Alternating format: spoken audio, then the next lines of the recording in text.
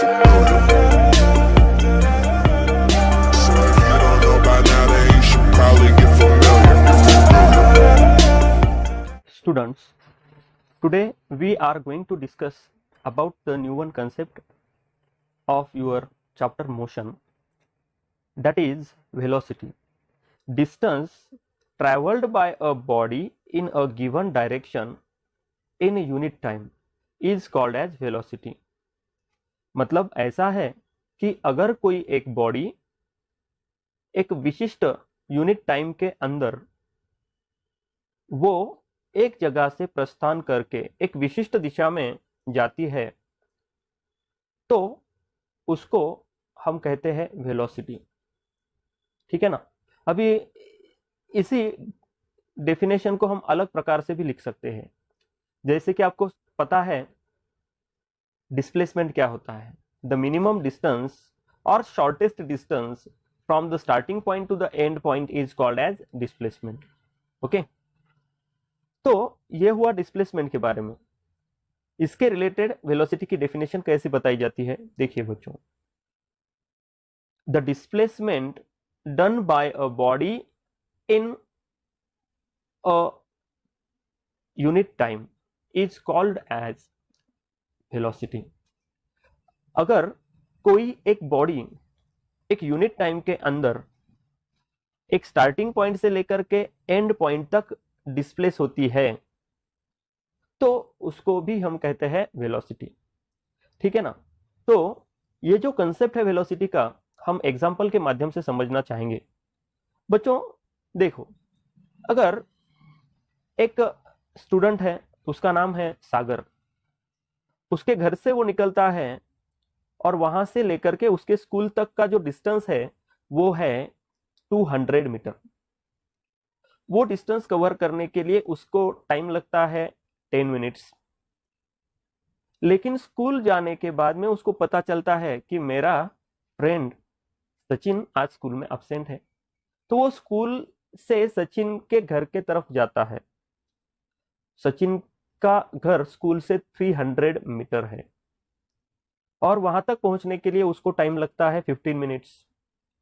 तो उसका starting point जो है, सागर का जो घर है वो एक स्टार्टिंग पॉइंट हुआ। स्कूल तक वो पहुंचा, स्कूल में से वो सचिन के घर पर गया और वहां से सचिन और सागर मिलकर के, सचिन के घर से सचिन और सागर मिलके और 300 मीटर रिटर्न बैक उसके स्कूल के तरफ आए। तो यहां पर अगर आप देखोगे तो आपको ध्यान में आएगा जो स्टार्टिंग पॉइंट है सागर का वो है उसका घर और जो एंड पॉइंट है वो है स्कूल। ठीक है। तो हमें पता है कि जो डिस्प्लेसमेंट है यहां पर सागर के घर से लेकर के स्कूल तक ही हुआ है ना। डिस्टेंस जो है वो डिस्टेंस बहुत ज्यादा है। जैसे कि आपको पता है सागर स्कूल तक गया, स्कूल से सचिन के घर तक, सचिन के घर से लेकर के बाद में और स्कूल, मतलब 200 प्लस 300 प्लस 300, मतलब टोटल 800 डिस्टेंस कवर किया है सागर ने। करेक्ट है, डिस्टेंस कवर किया है, लेकिन उसका डिस्प्लेसमेंट कितना है? डिस्प्लेसमेंट जो किया है वो है 200 मीटर। और ये जो डिस्प्लेसमेंट है इसके माध्यम से आप वेलोसिटी निकाल सकते हैं। 40 मिनट्स टाइम है, टाइम इंटरवल है, डिस्प्लेसमेंट कितना है? 200 मीटर। तो अब फॉर्मूला जो होता है वेलोसिटी का वो निकालने का फॉर्मूला जो है हमने दिया है, velocity is equal to displacement divided by time. ठीक है। इस फॉर्मूला के अंदर अगर हम वैल्यू रखते हैं, डिस्प्लेसमेंट 200 है, 200 मीटर डिस्प्लेसमेंट पुटअप कर दिया हमने इस फॉर्मूला के अंदर, डिवाइडेड बाय यहां पर हमने देखा है कि टाइम इंटरवल जो है वो है 40 मिनट्स। तो यहां पर जब हम निकालेंगे, उसको सॉल्व करेंगे, तो हम यहां पर बता सकते हैं कि उसका जो वेलोसिटी है वो है सिंपली 5 मीटर पर मिनट। ठीक है। कितना हुआ वेलोसिटी? 5 मीटर पर मिनट। ठीक है। तो इस प्रकार हम वेलोसिटी फार्मूला के माध्यम से कैलकुलेट कर सकते हैं। ठीक है। हम उसके आगे जाना चाहेंगे। Velocity is simply measured by using a specific unit, that is SI unit or CGS unit. So when we think about the SI unit for the velocity is similar to the speed, that is meter per second, and CGS unit for the velocity is centimeter per second. तो आप समझ सकते हैं बच्चों कि जो velocity है, इस वेलोसिटी का जो यूनिट है वो है मीटर पर सेकंड, जो कि स्पीड के जैसा ही होता है, और CGS यूनिट है वो है सेंटीमीटर पर सेकंड।